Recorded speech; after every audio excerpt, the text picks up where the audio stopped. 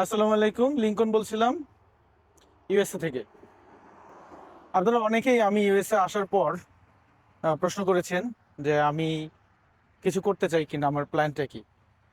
আমি আর যাই করি, আমেরিকাতে এসে যে কাজটা করব না সেটা হচ্ছে অবৈধ হিসাবে এখানে থেকে যাব না, বা অনেকে যেটা আমরা বাঙালিরা করি, অনেক ভালো ভালো ব্যবসা চাকরি রেখে ইউরোপ আমেরিকায় এসে অ্যাসাইলেম ক্লেম করে থেকে যাওয়ার চেষ্টা করি। 12 বছর পর, 15 বছর পর ভিসা হয় না, কাগজ হয় না, বেরোতে পারেন না। আমার 1 মাস চায়নাতে না গেলে আমার ব্যবসা বন্ধ হয়ে যাবে।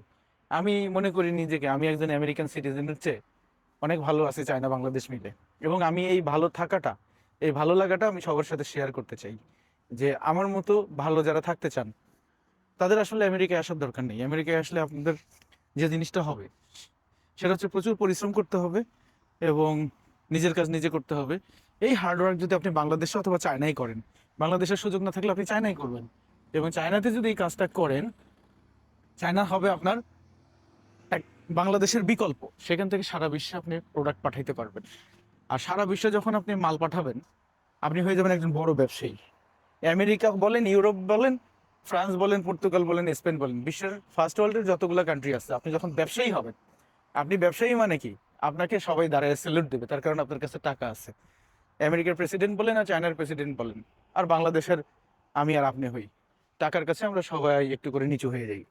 এই জন্য টাকা কামানোর সবচেয়ে সহজ পন্থা, সহজ উপায়ে একটু পরিশ্রম করলে, সবচেয়ে সহজভাবে আপনি যদি সারা বিশ্বে আপনার একটা পায়ের চিহ্ন রাখতে চান, একমাত্র চায়নাতে ব্যবসা করে সেটা খুব দ্রুত বাস্তবায়ন করা সম্ভব। এটা আমার মনে হয়েছে, এবং আমেরিকায় আসার পর আমার অভিজ্ঞতা আমি আপনাদের সাথে শেয়ার করলাম। আমার এক্সপিরিয়েন্স বলে আহ, যারা একটু ভালো ইনকাম করতে পারেন, চোখ কান খোলা রাখতে পারেন, তার আগে চায়নায় আসেন। চায়নাতে আসলে আপনার জন্য আমেরিকার অনেক কিছু সহজ হয়ে যাবে। শুধু আমেরিকা না, উন্নত বিশ্বের সব কিছু স্বাদ পাবেন আপনি চায়নাতে। সব কিছুর প্রথম পদক্ষেপটা, পরীক্ষাটা চায়নায় দিয়ে এদিকে আসবেন, আপনার কাছে সব ইজি মনে হবে, সহজ মনে হবে। দয়া করে কেউ ব্ল্যাঙ্ক পাসপোর্ট, পৃথিবীর অন্য কোনো দেশে যান নাই, দালাল দিয়ে আমেরিকা ইউরোপে যাচ্ছেন জাহাজে, লিবিয়া দিয়ে অমুক জায়গায় ইতালি, বিভিন্ন ভিডিও টিডিও দেখি, এই কাজগুলো কেউ করবেন না। এমনি বাংলাদেশের সবুজ পাসপোর্টের মানিজ্যটা আমরা নষ্ট করে দিছি, 12টা বাজাই দিছি। আর 12টা না বাজায় এটাকে একটু আগায় নেওয়ার জন্য একমাত্র উপায় যে আমরা ব্যবসা করব, টাকা ইনকাম করব। আমরা একটা ব্যবসায়ী জাতি হিসাবে পরিণত হব, পরিশ্রমী জাতিতে পরিণত হব। নিজে ব্যবসা করবেন, দেখবেন যে নিজে পরিশ্রম করবেন, যেহেতু নিজের ব্যবসা। অন্যের আন্ডারে চাকরি করলে ফাঁকিবাজ হতে ইচ্ছা করে, ফাঁকি দিতে ইচ্ছা করে, কখন 8টা বাজবে কখন 7টা বাজে, এই ধরনের মানসিকতা থাকলে আপনি আসলে উন্নতি করতে পারবেন না। যাই হোক, ভিডিওটা এইটুকুই ছিল। ভালো লাগলে শেয়ার করবেন, এবং ইউএস এর ব্যাপারে যে কোনো তথ্য জানতে চাইলে আমাদেরকে নক করবেন।